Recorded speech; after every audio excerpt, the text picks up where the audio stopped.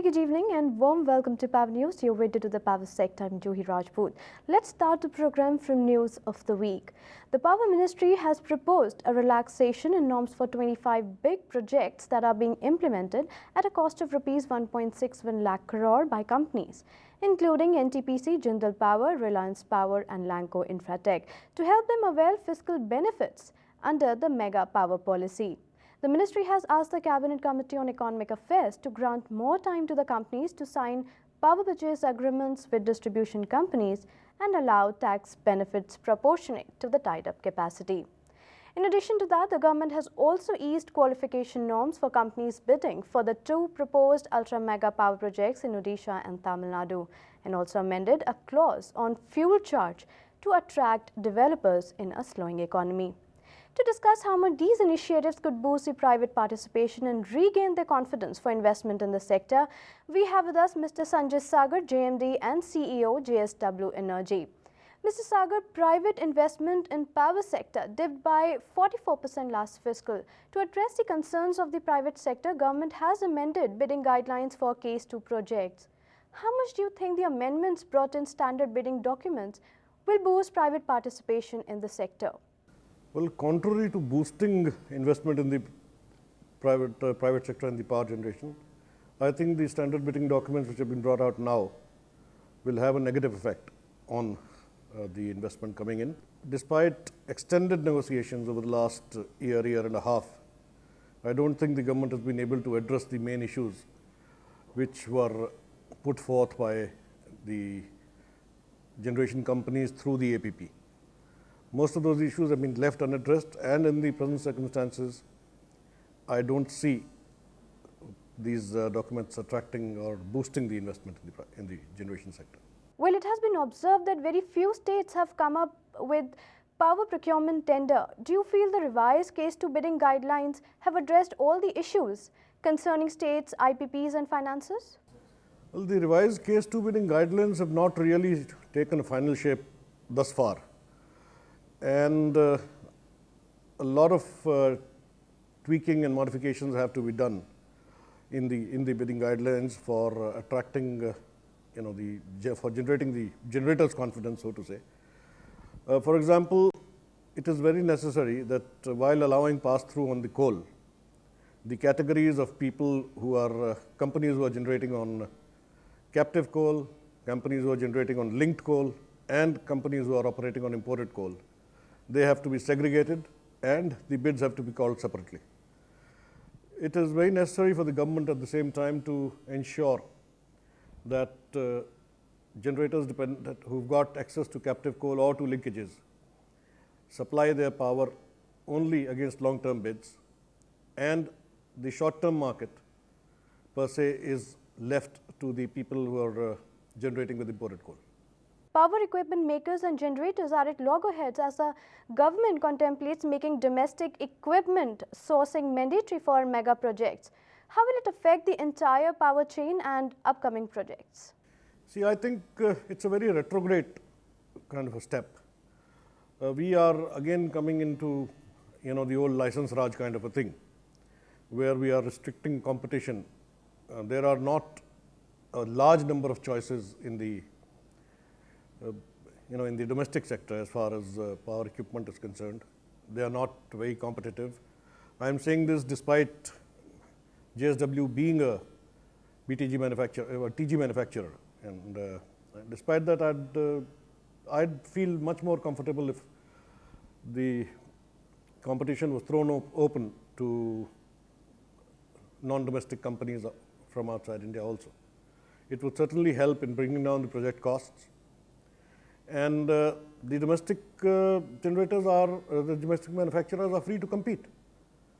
So if the basic idea is to bring down the cost of generation, then we can't have this kind of a reservation, because it is bound to sort of lead to some kind of a cartelization also. You have the risk of cartelization, and open competition would certainly bring down the price of the projects and thereby the price of power. Recently, Cabinet Committee on Investment has cleared power projects worth over rupees 83,000 crore. Under current circumstances, do you feel country is in a position to attract such a huge investment? Well, the generation sector is still suffering from a lot of problems, primarily arising out of the availability of coal. The government has tried to take a lot of positive steps to try and clear these bottlenecks. But so far, if what we see happening is that Coal India is still assuring people about 60 to 65% of coal for their generation capacities. The balance is to be imported. Now, bringing imported coal into a project which is not port-based or which is located in the hinterland is a very major problem because of the infrastructure constraints, the cost of transporting that coal. So, unless the availability of coal becomes a certainty on one hand, and there is adequate demand by way of long-term tenders on the other hand from the distribution utilities, I don't see this investment coming at a very fast pace. It may start trickling in, but I don't see it coming at a very fast pace. The sentiment regarding the power generation sector is very low. The financial institutions are still not willing to touch us. So in those circumstances, I don't see this 83,000 crore project which have been cleared. Maybe some of the bottlenecks have been removed. The government is trying to be fairly proactive, but given the circumstances where the Coal India production is where it is, I don't think the government can go thus far and no further. So the most important thing is for us to, number one, increase the coal production in the country. A country like India, which is sitting on more than 200 billion tons plus of thermal coal reserves, has actually no business to be in the import market and import expensive coal and generate expensive power. Thanks, Mr. Sagar, for joining us in Power News. Independent power producers are facing several issues such as unavailability of coal, rising coal price, and above all poor financial health conditions of DISCOMs, which are causing dipping of private investment in the power sector. Recently, central government has taken various decisions to remove uncertainty in minds of private power producers, but developers feel that still most of the problems remain unaddressed. Considering all these constraints that have been the cause of slowdown in power sector, it seems that these investment would flow in, but at a slower pace. Here we'll take a short break, but there is a lot more on the other side. Stay tuned.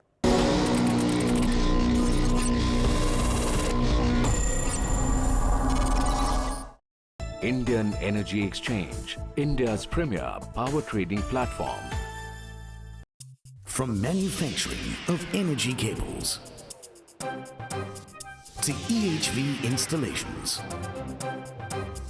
to renewable energy solutions to retail energy products, our technology energizes lives.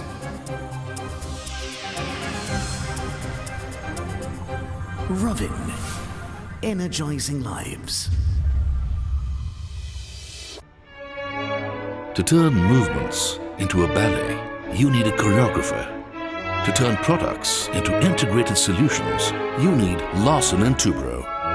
L&T's engineering expertise, manufacturing capability, and application experience by introducing new levels of pace, performance, and convenience at major utilities around the country. Integrated solutions in electrical and automation from Larsen & Toubro. Power Grid Corporation of India, the central transmission utility, world-class integrated global transmission company with dominant leadership in emerging power market, ensuring reliability, safety and economy. Power Grid, building a smarter grid.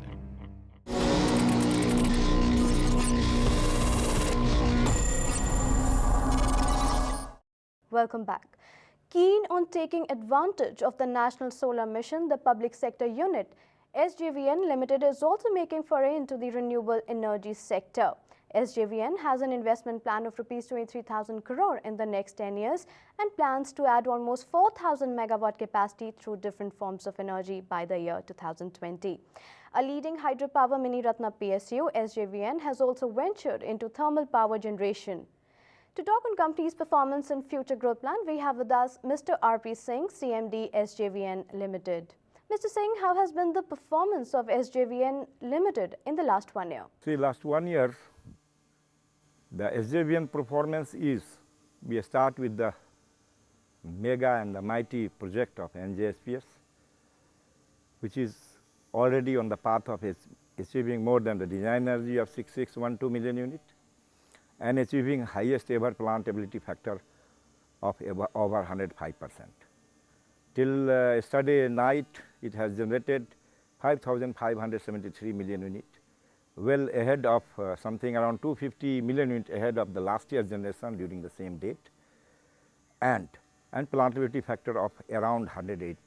If you see 10 years, last 10 years of performance, despite the teething problem and the O&M problem this plant has faced being so large, our officers, our workforce, they have done the work tirelessly and overcome the situation and that problem. So, this is how about NJSPS. And what are the major issues concerning hydro sector in the country? After Uttarakhand disaster, concerns are being expressed about the environmental impacts of dams on rivers. According to you, what should be the way forward for sustainable development of hydro sector? Well, it's a very good question. I will limit my answers to your question to our projects and the projects of SJVN only. See, we are sitting here in Jhakri, is not it? And you can see all around. Whatever we have lost, cut some trees, we have planted 10 times of that. You can see around. So this is how I like to show. You can, if you feel like, you can take your camera down the line and show to the world that SJVN how it does the project and how sensitive it is with the environment. Some reason or other, hydro has taken a back seat in the country. See, your 150,000 megawatt of capacity, we have been able to harness only 40,000 megawatt. So something more need to be done, and this country is capable. It is fully backed by Ministry of Power, and a good time is ahead, and we need to develop hydro, and we will be developing hydro project. Mr. Singh, SJVN is also venturing into thermal sector. Which are the upcoming thermal projects and how has been the progress so far? So far the thermal power project, our thermal power is 1320 megawatt. See, this company has taken a diversification plan way back in the year 2011. And I can only share with you that it has taken the diversification in transmission through Arun 3 project in Nepal, to windmill almost nearing completion in the state of Maharashtra, thermal of 1320 megawatt in the state of Bihar, and of course, SJVN is all set to enter into 4,000 megawatt solar mission, solar power plant being developed in the state of Rajasthan. And this all has happened in a span of 2 years' time. What I see that 10 years down the line, renewables is going to be a key energy sector, fulfilling the needs, energy needs or energy security of the country. And SJVN, if they are there in the field of renewables right from the beginning, they will not face any problem and they will be coming as a big player in renewables as well. SJVN is also venturing into solar sector. What are the recent updates on this front and how are you planning to grow yourself in solar sector? See, what we have done it is under the Ministry of, there are several ministries involved. There are 5, 6 partners. They all big giant like BHEL, like Hindustan Salt Corporation, SJVN, Power Grid. These are all PSU companies. They are mandated, as I understand, to develop 4,000 megawatt, starting with 1,000 megawatt in phase 1. And what I understand about solar, this is going to be even 1,000 megawatt of solar energy is going to be the first in the world. And that will be developed in 3 years of time. After being a big player in hydroelectric sector, how has been the shift towards the thermal sector? So far the thermal power project, our thermal power is 1320 megawatt. 2 units of 660 megawatt supercritical technology we have adopted. 60-65% land acquisition has been done by the state government there, and it will be handed over to SJVN. So far, our team, our SJVN team is already there in the site, office created. We are doing all the infrastructure works, and hopefully infrastructure work will be taking around a year time. And then these 2 units of 660 megawatt, that is 1320 megawatt, shall be commissioned in all respect. We propose by the year 2018 and 19. So from 5 years from now, the project will see the light of the day. Thanks, Mr. Singh, for joining us in Power News. Thank you. It's time for another short break. Keep watching Power News.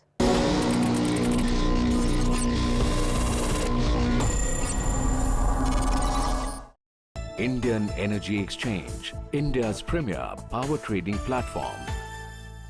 Jal, jal, jal. Jal. Jal. Jal, jal, jal. जल से जल तक, megawatt से megawatts तक, SJVN Limited. Power Finance Corporation, the most preferred financial institution, providing affordable and competitive products and services with efficient and internationally integrated sourcing. PFC, partnering the reforms in the Indian power sector.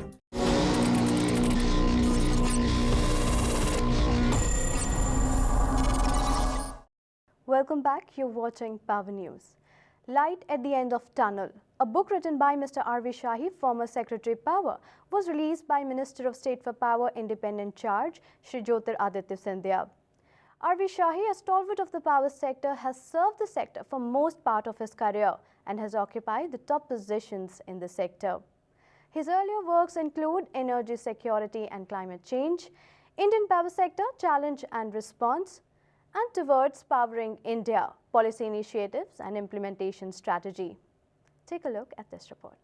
Minister of State for Power Independent Charge, Shri Jyotiraditiya Scindia, released the book Light at the End of the Tunnel, authored by R.V. Shahi in a ceremony held last week in New Delhi. Also present on the occasion were Bangladesh High Commissioner to India Tariq Karim, Justice Anil Dev Singh, and Ajay Shankar, Member Secretary, National Manufacturing Competitiveness Council. While releasing the book, Power Minister Jyotiraditiya Scindia said that this book could be helpful in understanding the issues concerning energy sector, and it could provide ample opportunities to observe, analyze and prepare a critical appreciation of various issues, including possible remedial measures. So on this day, I'd like to salute Shahi Sahib for his contribution to the sector in the past, for his contribution to the sector in his current form, and for his continuing contribution as he goes ahead to write what I believe is his 6th book going forward. I think in him we have a veritable repository of knowledge for this sector that must be drawn upon by all of us, not only today but in the years to come. R.V. Shahi was the Secretary Power, Government of India from 2002 to 2007, the longest serving power secretary in Indian history. During his 5-year tenure as Secretary, the Indian electricity sector witnessed a major restructuring of the power sector through formulation and implementation of several legislative and policy initiatives aimed at creation of a competitive market structure. He has contributed and presented many papers at various national and international conferences and authored several books on power sector.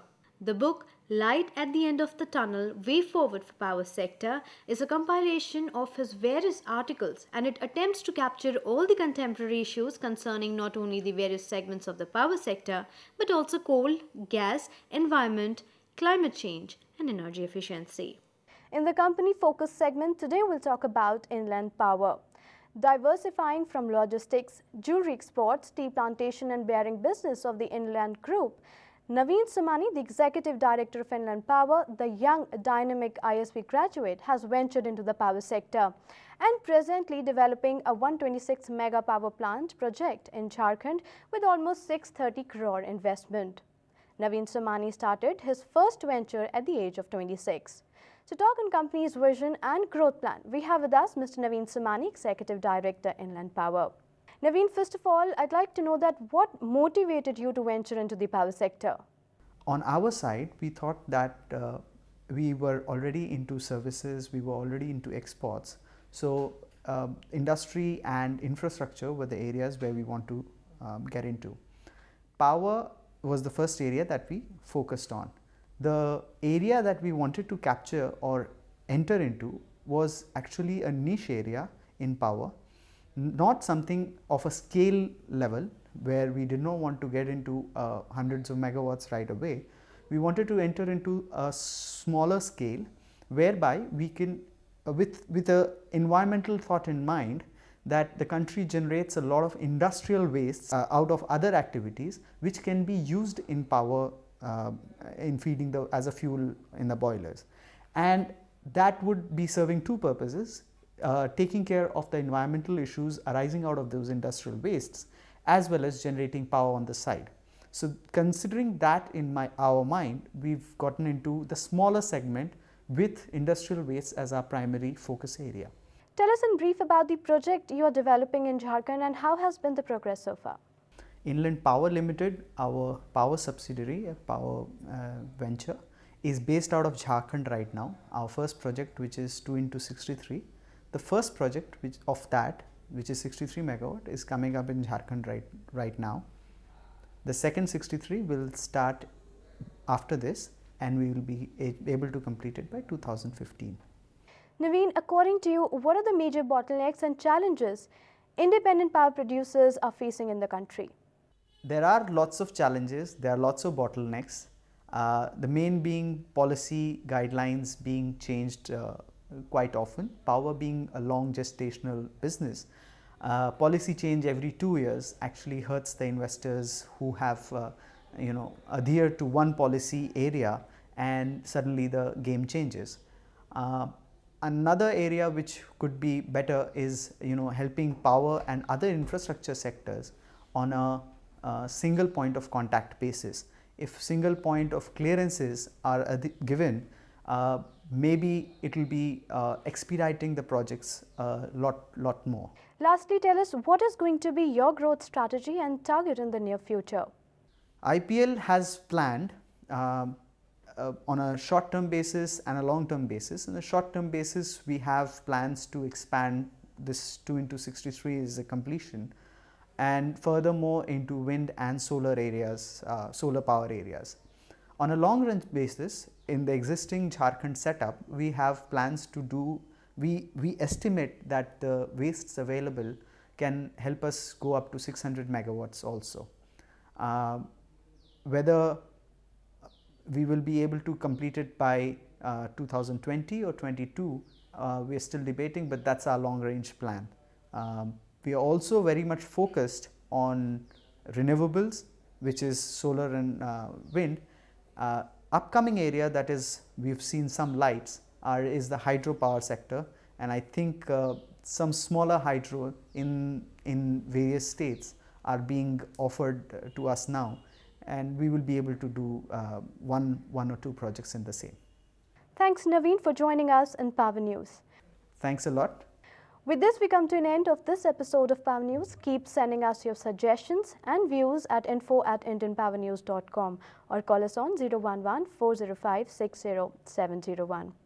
I'll be back next week with more news and updates. Till then, goodbye and take care.